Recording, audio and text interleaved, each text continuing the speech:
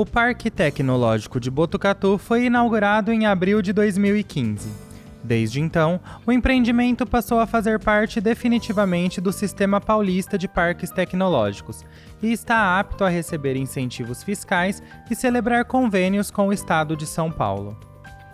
O local foi concebido para ser um ambiente diferenciado, promotor da inovação por meio da interação entre as bases do conhecimento, universidades, centros de pesquisa e desenvolvimento e, é claro, empresas de diversos ramos. E as empresas que pretendem se instalar no Parque Tecnológico devem estar atentas aos parâmetros construtivos do local, ou seja, o que pode e o que não pode. Por isso, a Câmara de Botucatu realizou na noite deste dia 3 de dezembro uma audiência pública para debater o tema. A audiência discutiu sobre o projeto de Lei 129 de 2024, que trata das normas de controle urbanístico na região do Parque Tecnológico.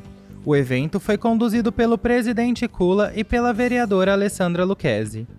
Também compuseram a mesa dos trabalhos o diretor executivo do Parque Tecnológico, Daniel da Cruz Lopes, e a arquiteta e urbanista da Prefeitura, Maressa Mendes, que comentou sobre os diversos parâmetros construtivos abrangidos no projeto e que as empresas devem estar atentas na hora de se instalarem no local.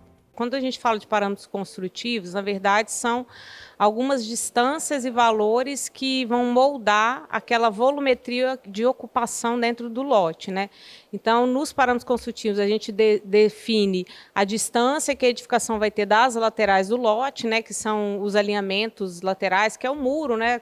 Da vizinhança, tanto de um lado direito quanto do lado esquerdo. A gente define também a distância que essa edificação vai ter do fundo, né, que seria aí o confrontante, o vizinho do fundo, que aí também tem toda uma questão. Por que a gente é interessante falar nisso? Porque essa definição desses parâmetros tem toda uma questão de você garantir ventilação, garantir iluminação, insolação para os ambientes da edificação. E quando a gente fala do recuo frontal, é a distância com a frente do lote. Né? Sim, não existe um grau de importância, todos são importantes e têm o seu papel. E como eu falei na audiência, a questão do recuo frontal, o legal dele é porque ele possibilita essa integração da edificação com a cidade. Né? Quando a gente traz isso para dentro da cidade, é a forma como que a edificação se relaciona com a rua, com quem circula, com o pedestre que está andando na calçada. Então, esse é o papel quando a gente fala dos recuos.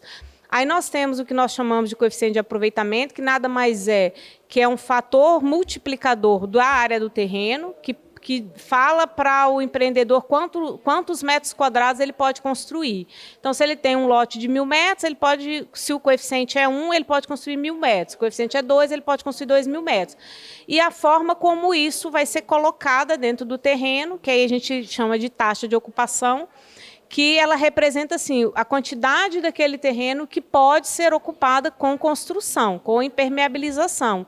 Então, assim, quanto que eu vou ter de pavimentação mesmo? Às vezes as pessoas acham assim, mas eu fiz só uma garagem, mas se a sua garagem ela é coberta, ela também entra nessa taxa de ocupação.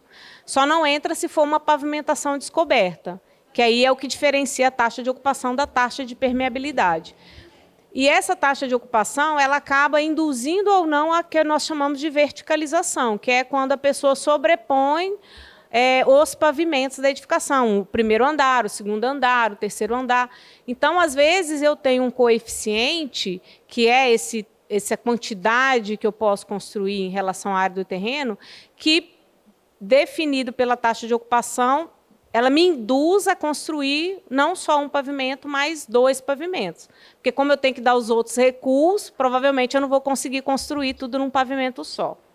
Aí você tem essa relação também entre os índices, né, que é muito importante. E aí nós temos a taxa de permeabilidade, que, como eu falei, ela não está amarrada nessa regulamentação. A taxa de permeabilidade ela é definida no plano diretor, em função do macrozoneamento. E ali, como tem uma sobreposição da macrozona de atenção hídrica, essa taxa de permeabilidade ela é maior do que aqui no centro urbano.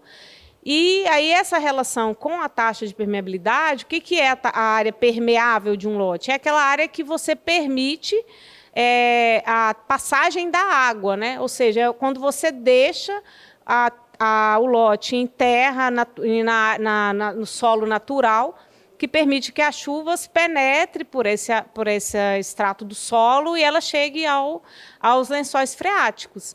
Então, esse é o papel da taxa de permeabilidade, né? Que é, ao invés da gente produzir o escoamento da água superficial, que essa água ela seja absorvida pelo solo e chegue até o lençol freático.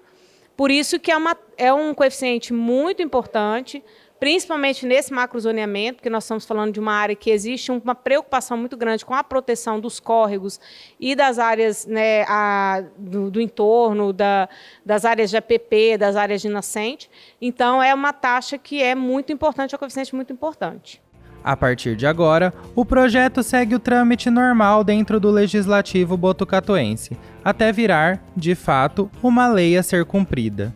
Todo projeto de zoneamento, ele quando chega na nossa casa, ele passa pelo procurador da casa, que verifica a constitucionalidade desse texto, e a partir do momento que ele vem para as comissões, e nós também fazemos a audiência pública. Essa audiência pública é para que as pessoas, a comunidade e os próprios vereadores possam fazer sugestões de alguma alteração. Esse projeto de lei ele veio muito específico, muito direcionado, então não houve alterações a serem feitas, dando a possibilidade do presidente colocar em pauta logo em seguida. Então, as comissões já dando os pareceres essa semana, ele fica livre para votação em plenária, que precisará dos votos dos vereadores daí presentes na sessão ordinária, para que ele continue, seja aprovado e encaminhado ao Executivo. É uma legislação do Executivo que será sancionado pelo prefeito, ou vetado, né? É uma escolha aí do Executivo.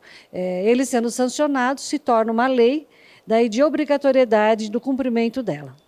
A audiência foi, ainda, acompanhada pelos vereadores Palhinha e Marcelo Sleiman, que fizeram questionamentos a respeito do tema.